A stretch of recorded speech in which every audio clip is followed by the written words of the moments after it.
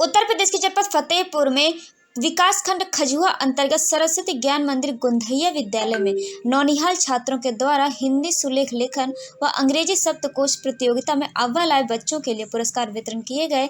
इसके साथ ही प्रसिद्ध क्षेत्रीय जादूगर अरविंद कुशवाहा ने अपनी जादू की कला को दिखाते हुए बच्चों का मन मोह लिया। साथ ही जादूगर अरविंद ने कार्यक्रम में उपस्थित सभी लोगों को नशा मुक्ति आंदोलन के तहत किसी भी प्रकार का लोगों को नशा न करने के लिए संदेश दिया। कार्यक्रम में उपस्थित अखिल भारतीय जन सेवा मिशन के प्रदेश अध्यक्ष सत्येंद्र यादव, जिला अध्यक्ष चौधरी राजेश यादव, चेयरमैन चंद्रपाल यादव ने मां सरस्वती की प्रतिमा पर पुष्प अर्पित करते हुए आराधना की। इसी दौरान कार्यक्रम में अव्वल आए छात्र छात्राओं को कार्यक्रम में उपस्थित आगंतुकों ने पुरस्कार देकर सम्मानित भी किया। सर, ये सरस्वती ज्ञान मंदिर गोंधैया, मैं उसका संचालक शैलेन सिंह, और यहाँ पे 45 बच्चों को पुरस्कृत किया गया है। और इस पे राइटिंग प्रतियोगिता हिंदी पे और अंग्रेजी पे शब्दकोश की प्रतियोगिता हुई है। इसी के उपलक्ष्य में कार्यक्रम रखा गया। बाकी जी कितने लमसम बच्चों को सम्मानित करने का काम किया गया? देखिए, जिस प्रकार से उन्होंने बताया कि 45 बच्चों को पुरस्कृत किया गया है, तो उन 45 बच्चों को सम्मानित किया गया है जो बच्चे अपनी अपनी क्लास में टॉप किए। लोगों ने टेस्ट लिया था, उस टेस्ट में जो भी बच्चे टॉप किए उन लोगों को सम्मानित किया गया कॉलेज की तरफ से, विद्यालय की तरफ से। इस तरीके के कल्चरल प्रोग्रामों को करके कहाँ तक इन बच्चों को ले जाना चाहते हैं? ये गांव के बच्चे हैं, छोटे स्कूल से निकल रहे हैं, इन बच्चों को आगे की क्या रणनीति है विद्यालय की, किस तरीके से इनको मोटिवेट किया? शिक्षा की बेसिक होती है वो गाँव से ही पैदा होती है। जो शिक्षा का शुरुआत होता है वो गाँव और परिवार से शुरुआत होता है। जिस प्रकार से लोगों ने शिक्षा का बेसिक इस गाँव में देखिए, जहाँ पर यहाँ विद्यालयों की कमी होनी, विद्यालय से नींव डाल के और इतनी मजबूती के साथ कि बच्चों को शिक्षा के साथ साथ ये लोग संस्कार देने का भी काम कर रहे हैं। तो ये बच्चे आगे जाकर देश के भविष्य बनेंगे, कर्णधार बनेंगे। इसी बच्चों में से कोई डॉक्टर बनेगा, कोई इंजीनियर बनेगा, कोई IAS बनेगा, कोई SP बनेगा, कोई DGP बनेगा। तो जिस प्रकार से ये लोग शिक्षा को मजबूती दे रहे हैं, ये बहुत ही तारीफ की बात है। जी, क्या परिचय आपका? मैं प्रदेश अध्यक्ष भारतीय जन सेवा मिशन उत्तर प्रदेश। को भी प्रोत्साहन मिलता है, पेरेंट्स को भी उनके प्रोत्साहन मिलता है और ये ज़रूरी है। तो बच्चे शिक्षा तो एक होती है, किताबी शिक्षा होती है, और एक प्रकार की ऐसी कल्चर शिक्षा भी देना बहुत ज़रूरी है। अदरवाइज बच्चे उत्थान नहीं कर पाते, किताबी की आने से नहीं होता है। किसी भी IAS या PCS जो बनता है ना, उसको किताबी ज्ञान तो होता है, साथ साथ जनरल ज्ञान भी होता है। जनरल ज्ञान ऐसे इनकी मीटरों से मिल सकता है, ना कि किताबी से। तो दोनों होना बहुत ज़रूरी है। इसलिए ये प्रोग्राम इस तरह से कल्चर प्रोग्राम होते रहने चाहिए। इसमें पेरेंट्स भी थोड़ा, उनको भी मालूम होता है, ज्ञान होता है कि हाँ हमारे बच्चे किस स्टेज पे हैं, और उनको भी एक स्कूल से आने का मौका मिलता है।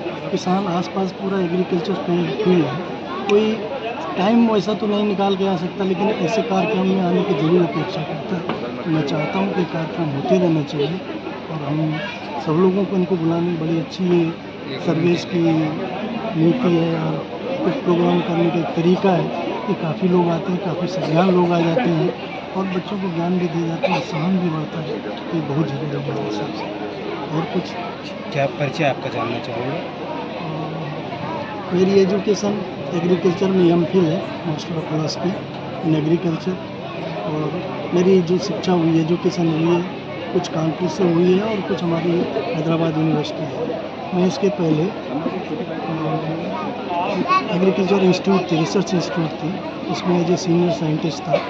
अपना कार्यकाल पूरा करने के बाद हमने चाहा कि अपने देश के लिए, अपने स्टेट के लिए कुछ किया जाए। तो हमने एग्रीकल्चर की एक इंडस्ट्रीज खोली है जो ऑर्गेनिक पे डिपेंड है, नॉट केमिकल पे। जो ऑर्गेनिक आजकल के लिए ज़रूरी है।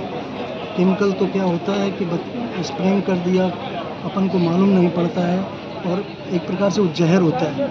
जो स्प्रेइंग करने के बाद लोग सब्जी खाते हैं या अनाज खाते हैं, उसमें आप ये समझ लीजिए अगर केमिकल है तो 50% जहर है। गवर्नमेंट भी प्रोत्साहन दे रही है ऑर्गेनिक के लिए, ये ऑर्गेनिक की तरफ मुड़ी है, जहाँ की किसी प्रकार का रासायनिक ना हो। तो हम लोगों का कंपनी हमने बनाई हुई है 2005 से बेंगलोर में, बेंगलोर बेस पे है, जो इंडिया गवर्नमेंट एग्रीकल्चर डिपार्टमेंट से सम्मानित और यूपीएससी रजिस्टर्ड था। बच्चों को उस पुरस्कार वितरण किया गया है। किस तरीके से इस कार्यक्रम को देखते हैं और कहां तक विद्यालय खोले जा रहे हैं? किस तरीके से इस कार्यक्रम को देखते हैं, कैसे शामिल हुए, बच्चों के उत्साहवर्धन के लिए क्या कर रहे हैं? देखिए, आज ये सरस्वती ज्ञान मंदिर गोंधैया में ये जो पुरस्कार वितरण समारोह है, इस पुरस्कार वितरण समारोह के माध्यम से आप लोगों को ये जानकर बड़ी खुशी होगी कि शैलेन जी यानी सर्वेश जी यानी मेरे गुरु जी यानी मेरे छोटे भाई, इन्होंने शिक्षा के क्षेत्र में इस तरह का काम किया है जो इस क्षेत्र में संभव नहीं था, क्योंकि ये जो क्षेत्र है ये पिछड़े हुए क्षेत्रों में गिना जाता है। तो ये तो असंभव को संभव यानी गागर में सागर को भरने जैसा काम किया है, और मैं उम्मीद करता हूँ कि इस तरीके के जो प्रोग्राम हैं इनके माध्यम से जो शिक्षा का स्तर है वो आगे बढ़ेगा।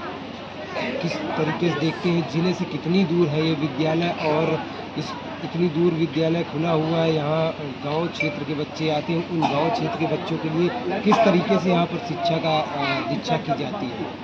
देखिए, मैं बता दूं आपको, मैंने बताया ना कि ये गागर में सागर भरने जैसा कार्यक्रम है।